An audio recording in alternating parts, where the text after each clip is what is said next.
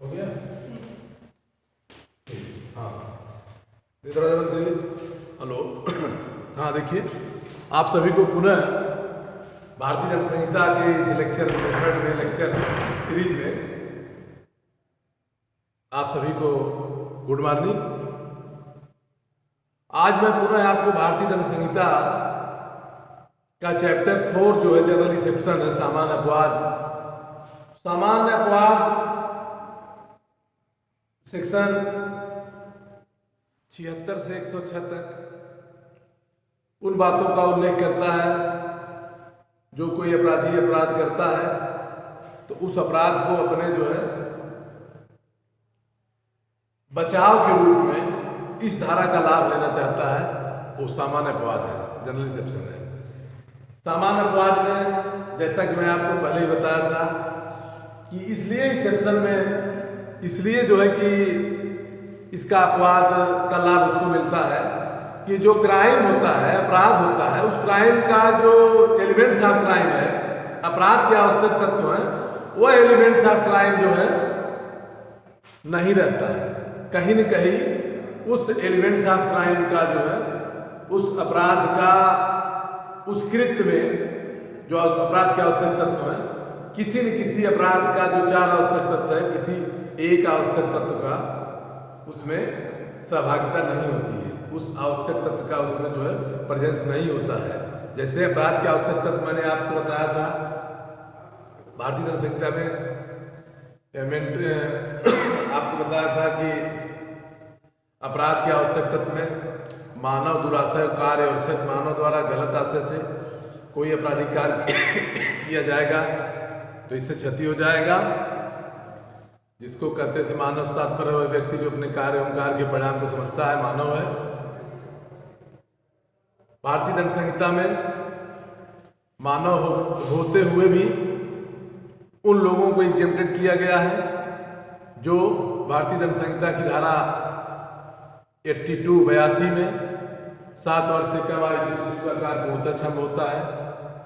Section 83 में है 7 वर्ष से ऊपर और 12 वर्ष से कम आयु के ऐसे व्यक्तियों का कार्य, ऐसे शिशुओं का, ऐसे अपरिपक्व शिशु का कार्य जो अपरिपक्व समझ का है। अपरिपक्व समझ से तात्पर्य है कि वह जो है मतलब अपने कार्य की प्रकृति एवं कार्य के परिणाम को अपने बुद्धि विवेक की परिपक्वता के अभाव में प्रकृति और परिणाम को नहीं समझ पा रहा है, उस बालक के लिए सेक्शन 83 में भारतीय दंड संहिता में एग्जेम्प्टेड किया गया है। ऐसे कंडीशन बताए गए हैं इन बालकों के लिए जो अपरिपक्व समझ का है। इस तरह से सेक्शन 84 में आपको बताना चाहता हूँ, भारतीय दंड संहिता की सेक्शन 84 उन लोगों को अपराध से एग्जेम्प्टेड करती है, अपराध से छूट देती है, अपराध से दोष मुक्ति करती है कि लोगों को जो ऐसी परिस्थितियों में अपराध करते हैं जो अपने मस्तिष्क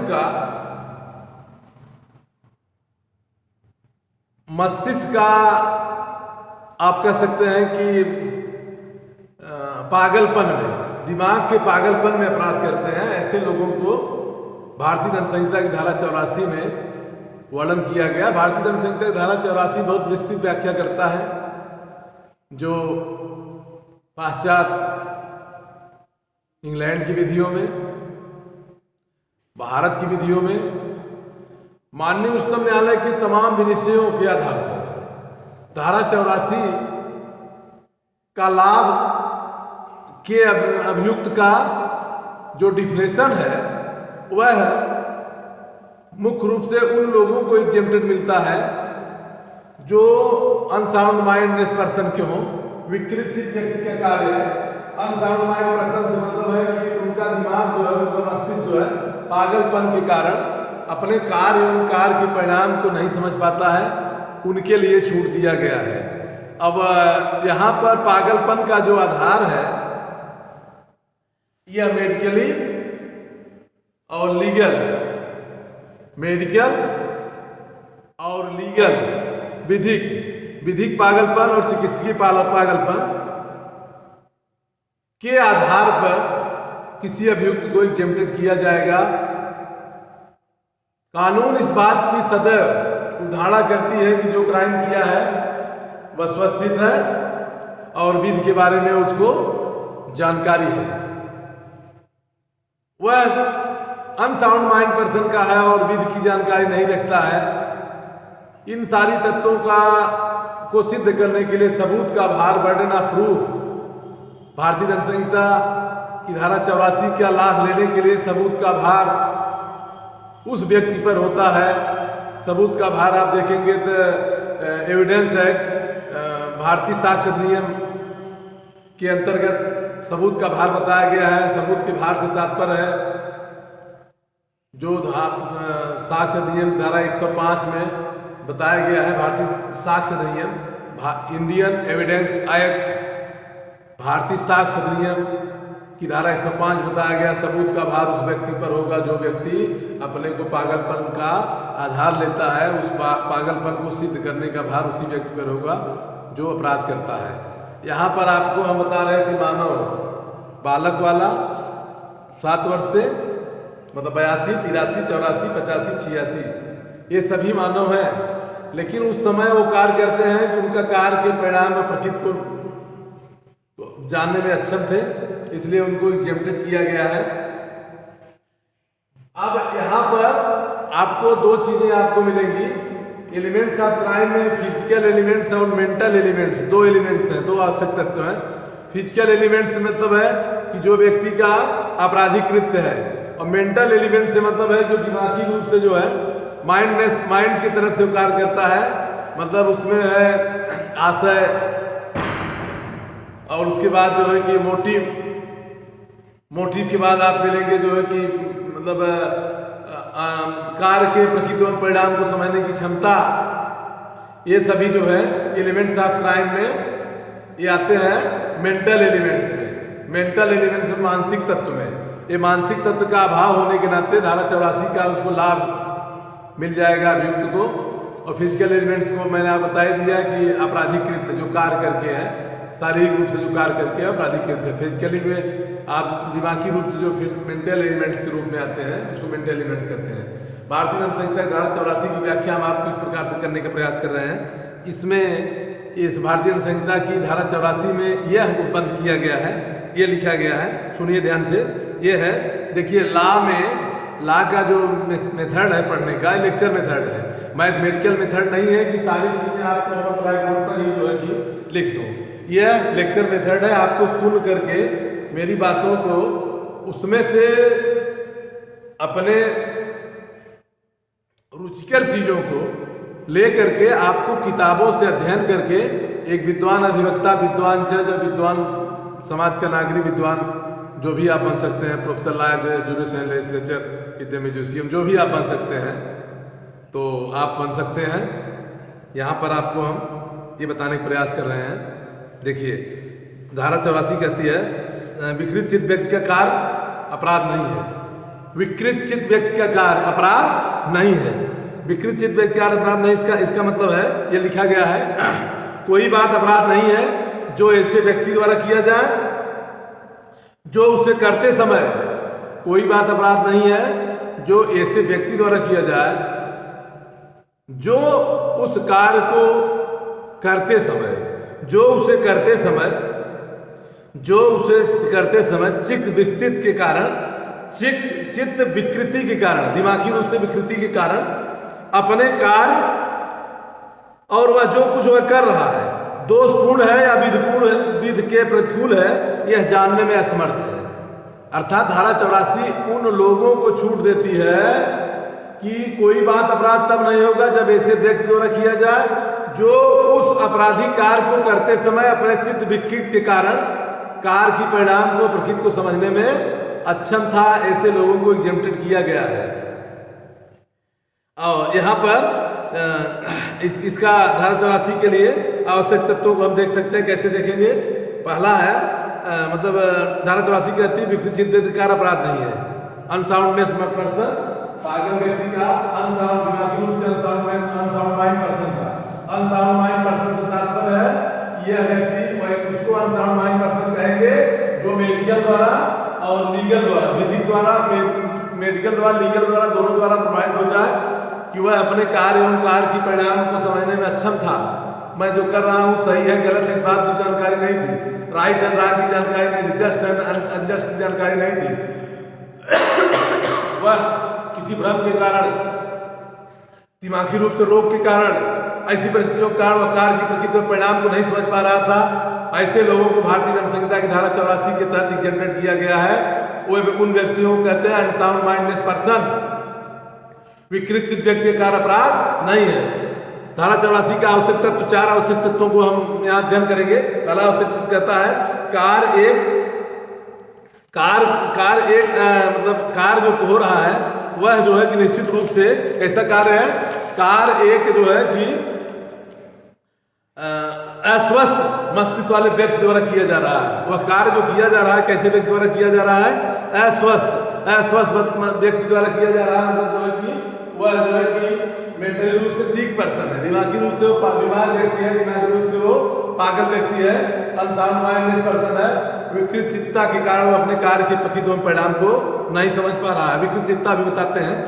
और दूसरा है वह व्यक्ति ऐसा कार्य कर रहा है, पहली बात है कि वह एक अस्वस्थ व्यक्ति द्वारा किया जा रहा है। धारा 84 का लाभ उसको मिले, धारा 84 का लाभ उन व्यक्तियों को मिलेगा, धारा 84 का के आपराधिक लाइबिलिटी से, क्रिमिनल लाइबिलिटी से एग्जेम्प्टेड उन व्यक्तियों को, उन पर्सन को क्रिमिनल लाइबिलिटी से छूट मिलेगी जो एक अस्वस्थ, अनसाउंड माइंड, अस्वस्थ व्यक्ति, अस्वस्थ मस्तिष्क का व्यक्ति है। अस्वस्थ मस्तिष्क की पूर्णतः विकसित नहीं है, अस्वस्थ है, उसको पागल आप कह सकते हैं, एक तरह कह लीजिए तो पर्याप्त है। पागल व्यक्ति हो, पागल की पागल परिभाषा अभी आप बताएंगे। पागल चिकित्सीय पागलपन, मेडिकली पागलपन और जो है कि विधिक पागलपन, तो अभी आप यहाँ फिर चर्चा हम करते हैं। दूसरा आवश्यक तत्व है ऐसा कार्य की प्रकृति, ऐसा कार्य कैसा कार्य जो उस कार्य की प्रकृति या वह कार्य विधिपूर्ण है या विधि के विरुद्ध है, यह समझने में निश्चित रूप से वह असमर्थ है। कौन सा व्यक्ति? वह व्यक्ति, पहला बात है कि वह व्यक्ति अस्वस्थ मस्तिष्क का हो और जो कार्य कर रहा है वह कार्य की प्रकृति और कार्य विधिपूर्ण है कि नहीं है, लाभपूर्ण है कि अनलाभपूर्ण है, इस बात की उसको समझने की क्षमता नहीं है। और वह कार्य दोषपूर्ण है, मतलब राइट है कि रॉन्ग है, यह निश्चित रूप से समझने में असक्षम है, असमर्थ है। वो नहीं समझ पा रहा है कि मैं सही कर रहा हूँ, गलत कर रहा हूँ, विधिपूर्ण है कि विधि विरुद्ध है, कि मतलब कि और वह जो है कि उसकी प्रकृति क्या है, इस कार्य की प्रकृति क्या है, मैं जो बोल रहा हूँ, मैं जो कह रहा हूँ, मैं जो सुन रहा हूँ, मतलब जो मैं अपने मतलब फिजिकली रूप से, मेंटली रूप से मैं जो कह रहा हूँ क्या है, इस बात को उसको अंदाजा नहीं है। ऐसे लोगों को एग्जेम्प्टेड किया गया है। चौथा में है कि कार्य की प्रकृति की अक्षमता उस कार्य को करते समय अस्तित्वान में हो, यह अपराध गठित करने के लिए व्यक्ति जानता था। अपराध गठित होने के लिए व्यक्ति ये जानता है कि वह कार्य की प्रकृति और परिणाम को, कार्य की प्रकृति परिणाम विधिपूर्ण है कि विधि के विरुद्ध है, यह सभी चीजों को असमर्थ है समझने में। उस समय अस्तित्वान में था, उस समय अस्तित्व में था कि यह जो है बातों को नहीं समझ पा रहा था। मतलब जो अपराध कर रहा है, अपराध करते समय वह व्यक्ति नहीं समझ पा रहा था कि हमने क्या किया है और कौन सा हम कार्य कर रहे हैं। कार्य की प्रकृति एवं कार्य की परिणाम को वह समझने में अक्षम है, इसलिए उसको जो है कि धारा 84 का लाभ दिया गया है। अब इसके लिए हम भारतीय परिप्रेक्ष्य में देखते हैं धारा 84 के लिए। तो धारा 84 के लिए एक केस आपको समझ में आएगी। ये केस तो कई हैं, भारतीय न्यायालयों द्वारा तमाम केसेस दी गई हैं, इंग्लैंड के न्यायालयों द्वारा तमाम केसेस दी गई हैं, जैसे जिसमें आपको जो है कि अभी हम केस बताएंगे, बहुत लीडिंग केस है और बहुत ही महत्वपूर्ण केस है जो भारतीय दंड संहिता की धारा 84 पर मैग्नाटन का केस के नाम जाना जाता है। इसमें 15 जजों का जजमेंट है। अब जैसा कि आप बता दें, भारतीय संविधान की बात करते हैं, भारतीय संविधान में भी 13 जजों का जजमेंट केशवानंद भारती के था। उसी तरह से भारतीय दंड संहिता में 15 जजों का जजमेंट है मैग्नाटन केस का नियम, उसको मैग्नाटनवाद के नियम जाना जाता है। अनसाउंड माइंडलेस पर्सन व्यक्ति के कृत्य एवं परिणाम को माननीय न्यायालय ने किस प्रकार से जो है कि परिभाषित किया है, उसकी चर्चा हम करते हैं। पहले एक भारतीय केस हम बता देते हैं। भारतीय केस में है श्रीकांत आनंद राव भोसले बनाम महाराष्ट्र राज्य AIR 2002 क्रिमिनल लॉ जनरल की केस है, 2002 की केस है। इस केस में मामला ये था, एक पुलिस वाला, पुलिस में कोई व्यक्ति पुलिस भर्ती होता है और पुलिस में भर्ती होने के पश्चात उसकी दिमागी हालत जो है नहीं ठीक थी, बहुत अच्छी नहीं थी, सनकी टाइप हो गया था। उसका विवाह जो है कि 1987 में हो जाता है और उसको पत्नी से बच्चे पैदा होते हैं। 24 अप्रैल 1994 को पत्नी से उससे झगड़ा हो जाता है और उसकी पत्नी जो है कि सुरेखा नाम है उसकी पत्नी का, वह पत्नी जो है कि बाथरूम में कपड़ा धो रही थी, उसी समय जाता है अपना बीट से एक बीट मारता है उसके सर पर और पत्नी वहाँ मर जाती है। तुरंत जो है उसको गार्ड वहाँ देखते हैं, गार्ड उसको पकड़ लेते हैं। वो भागने का प्रयास नहीं करता है, पत्नी को मार दिया, मर गया, ना उसको सोच हुआ ना कोई चिंता हुआ और उसे देख रहा है, भागने का प्रयास नहीं किया। अब उसने अपने पागलपन का तर्क प्रस्तुत किया कोर्ट में, न्यायालय में कहा, श्रीमान जी मैं जो है उस समय जब हम कार्य कर रहे थे, कार्य की प्रकृति और परिणाम को हम समझने में अक्षम थे। हमको वह अपने खानदानी रोग, उसके परिवार में खानदानी रोग था, वो मानसिक रोग था, मनोवैज्ञानिक रोग था। उस रोग का नाम था पैरानाइड साइजोफ्रेनिया। पैरानाइड साइजोफ्रेनिया एक मस्तिष्क रोग होता है। पैरानाइड साइजोफ्रेनिया में वह कंडीशन होती है व्यक्ति का कि जो वह व्यक्ति दिमागी रूप से कुछ क्षण के लिए, कुछ समय के लिए अपने आप को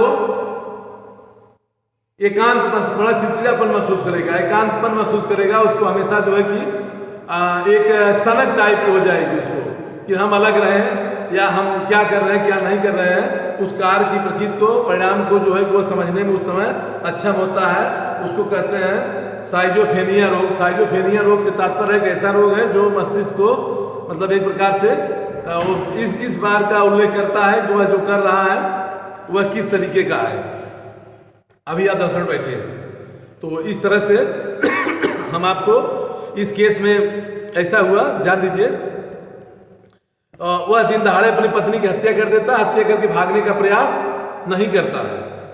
न्यायालय में मामला चला, जितने दिन ट्रायल चला उतने दिन में 25 बार गया था मेडिकल टेस्ट कराने। 25 बार उसकी मेडिकल टेस्ट, दिमाग का उसकी मेडिकल परीक्षण हुआ, दवा कर रहा था। तो न्यायालय के सामने आया, अभिलेख पर उपलब्ध साक्ष्य से परिस्थितियों से न्यायालय इस नतीजे पहुंची है कि अभियुक्त को पैरानाइड साइजोफ्रेनिया रोग से ग्रसित था, जो उसके परिवार में वंशानुक्रम चली आ रही है।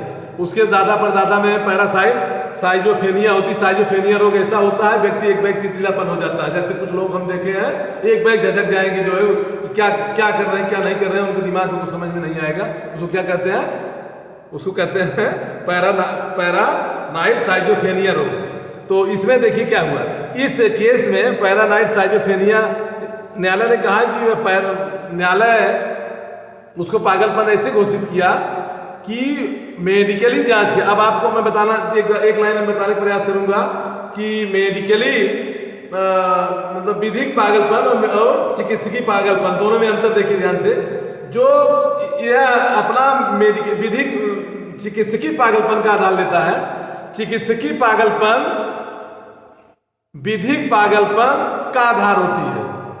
देखिए इस केस में ऐसा हुआ कि जज साहब ने इसको जो है पैरानाइड साइजोफ्रेनिया के रोग के नाते उसको जो है कि मेडिकली रिपोर्ट उसको दिया।